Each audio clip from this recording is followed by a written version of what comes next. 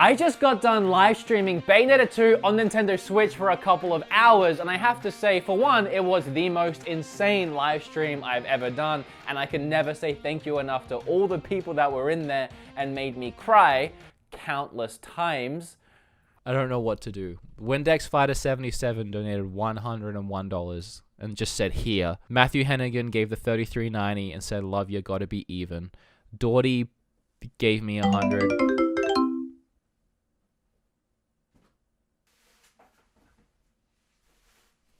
And so many people kept asking me, Wood, is this game worth buying again? Do you regret buying it again on the Switch? Should I go out and buy this game again? Well, obviously, I just went out and bought this game again.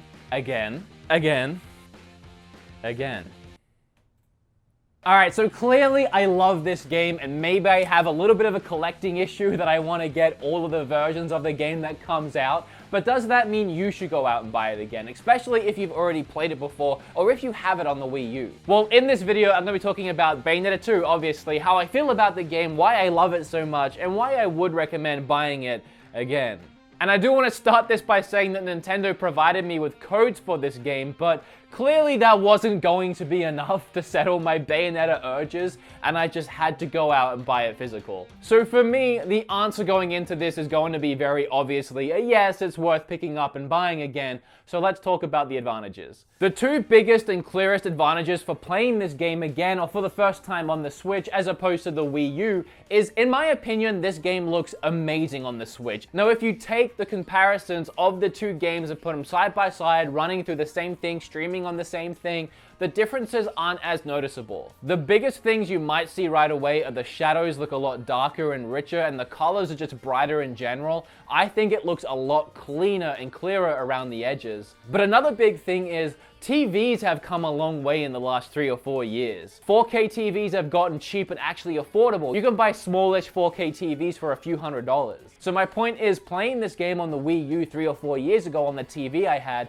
and playing it now on the Switch, the differences are night and day. It looks incredible. I'm seeing details in this game that I never saw before. I never even realized that were there. One of the craziest parts of the game is right at the start when you're standing and riding a moving jet, fighting a bunch of angels and demons on the jet while it blasts around the city. And when I first played this on the Wii U, I was so engrossed in the action, it was awesome and I loved it, but I never really noticed everything else. Playing it now, it's so much clearer and brighter that I actually took notice of the fact that the game looks amazing. The city behind you, I was more engrossed in watching everything move around me than I was actually concentrating on kicking ass. So that had me wondering, is it just the TV that's making it look better, or does it actually look better? So hooking up my Wii U to the same TV, I still gotta say, the shadows and the lighting is what really pops here and makes this game look a lot better. So that's the way it looks. It's not a huge leap, it's definitely nicer, but is that worth in itself going out and rebuying the game you've already played? So here are some other things that make this game worth picking up again. If you really want to go out and play Bayonetta 2 again, the good news is it runs at 60 frames just like it did on the Wii U, so it runs exactly the same, but the loading screens are so much quicker, which makes the whole game feel so much smoother. We're literally talking about half the loading screen time in most places. And when you are moving around this game so quickly from chapters to chapters and to entering the challenge areas, or going through the gates of hell to buy things, you do see a lot of loading screens, and having them halved really keeps the action flowing. And finally, the obvious one is playing it portable. That one really doesn't have to be said at this point when we're talking about the Nintendo Switch, but it still blows my mind that these games I was playing last generation, like PS3, Xbox 360, or the Wii U, look a little bit nicer now, and I don't need to play them on a console. I can play them on something that's that thin. And it's playing the ports of these games that come to the Switch that really make me realize how crazy that is. A huge disadvantage, and believe me, I was the first person to say it, I kind of didn't like the fact that it was full price $60. I know it comes with Bayonetta 1 as a download code,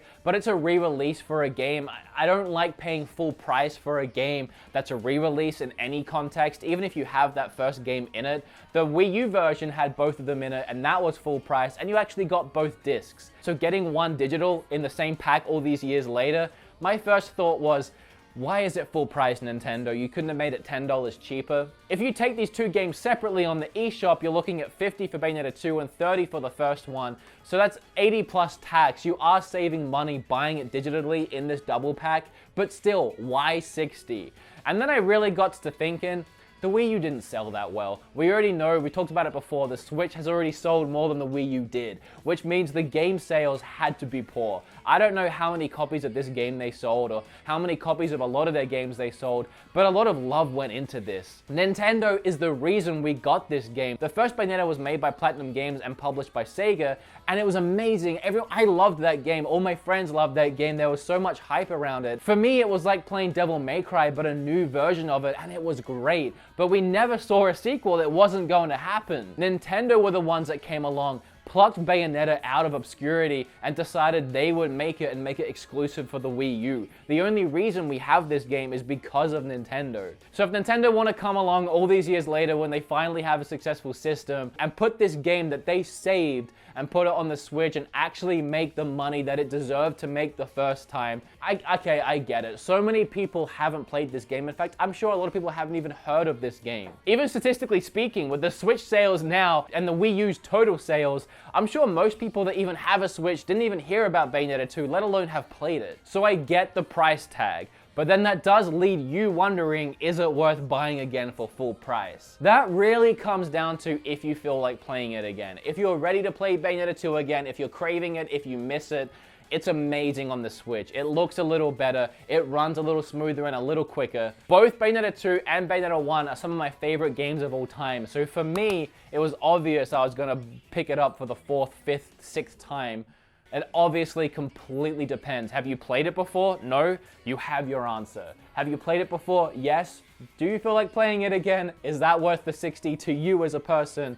For me, it was. I love the game, and I'm more than happy to have it portable so I can play it on the go whenever I want, whenever I can. And for anyone watching that maybe hasn't played it, or you can't tell just by the gameplay you've been seeing throughout this video, if you've never played a hack and slash, or you've played games like Devil May Cry or Nier Automata, this game is very much like that. It's a very self-aware game that doesn't take itself seriously at all. It makes fun of itself in the best way. It's crazy, it's high action. It has cutscenes where Bayonetta is half naked because her hair is her suit, and her hair is also the way she attacks. So when she does a really big attack, her hair needs to leave her body to form the move, to form the attack, so she's naked for a brief second. It's moments like that throughout the entire game. It's definitely a mature game. If you're watching this right now and you want to buy this for your kid, it has a lot of F words, it has a lot of sexual themes. That was kind of the awesome thing about it on the Wii U, because the Wii felt like such a departure from hardcore gaming. We didn't have many hardcore games. It was all shovelware or Mario games or Zelda games. And for a lot of it, it was great, but we didn't have these hardcore mature games. Nintendo's never really been great at that until now, until the Wii U changed the way they looked at gaming and changed the way they looked at how they wanted to do things. So if you have a young kid, maybe don't go buy it for them or play it yourself first and see, but I love it. As an adult, I adore it. I love the charm of this game. It reminds me so much, again, of Devil May Cry. It's definitely inspired by and made in the same vein of. And it's all super fast paced with so many combinations, so many moves you can pull off. Unless you play this game religiously and get really great at it and play it through a bunch of times, you won't even remember half of the combinations. Everyone that plays this has their own way of playing, their own combinations they remember, the ones they think are cool. There are so many. While you're fighting the enemies, you build up a bar that lets you unleash a special move or a torture attack. And I'll say I love the story of the first one more than the second one,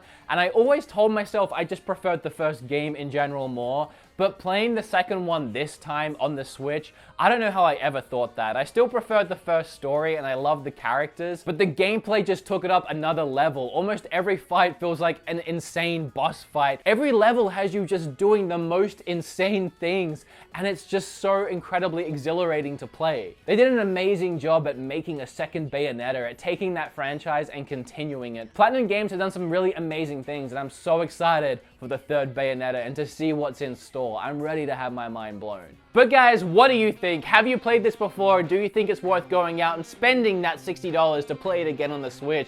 Let me know down below. I'd actually be interested to know who hasn't played this game before. Let me know that down below, and if you're gonna pick it up and if it's because of my video, I'd love to know that too. Remember to like this video, leave that comment down below, subscribe because you know I really appreciate it. And again, I do want to say at the end here, I filmed this video once already and I didn't like the way it turned out. I just wasn't in a good mindset and I tried to power through it and I wasn't happy during it. So I took a break, I live streamed for a while, and I just had one of the most incredible live streams with everyone being so supportive and so awesome. And I know I say this in so many of my videos, but I love you guys. I love the community that I've built here on YouTube. I love the people that have surrounded themselves around my channel, from the Patreons to the subscribers to people that watch, to the people that watch the live streams. Whatever it is you're here for, so many of you are amazing people. You are all fantastic, and I can never say thank you enough. So I decided after that live stream to get up here and refilm it, and I'm much happier with the way it turned out now. Now I have to go and get some food because I'm hungry, but thank you guys. I love you all so much. What should we eat? Let's eat the cats. They look tasty. I bet the orange one tastes like oranges.